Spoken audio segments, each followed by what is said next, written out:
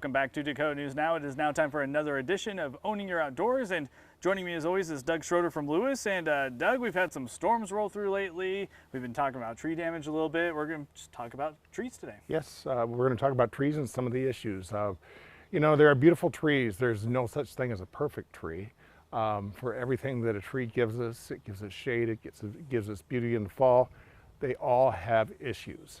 There may be insects that are drawn to them. There may be seeding issues, which has been a real problem this year. And we've also had those big thunderstorms roll through. That doesn't help either, right? Right, and so there's been a lot of trees going down. Part of the reasons for trees failing as much as they have with those storms is because of the drought we've had the last few years. You get any severe weather issue like that, and it weakens the tree and its whole root system. So you get an incident like some of the storms we've had, and that's where you see them toppling over. What are some other issues that we're seeing with trees?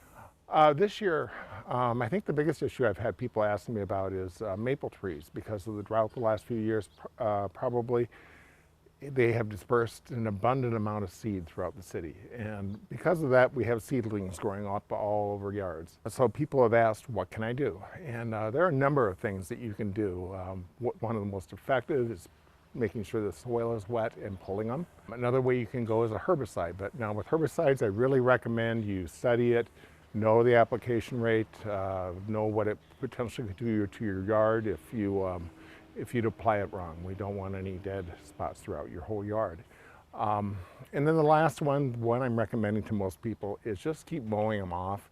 If you keep mowing the top foliage off of those seedlings, eventually they will die out. Every once in a while you get a tree that has suckers that are growing up from the bottom. Tree suckers are usually because the tree is stressed, whether it be from the drought or something else that happened to it the last few years.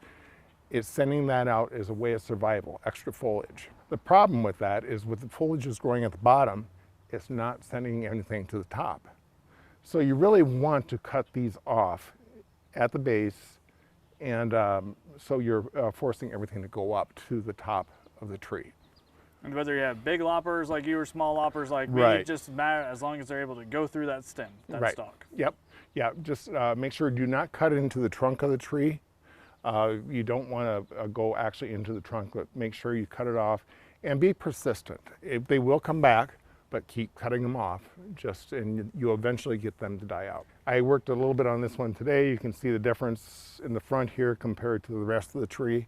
So there are a lot of cosmetic benefits to taking care of the suckers on a tree in your yard. Doug, anything else we need to know?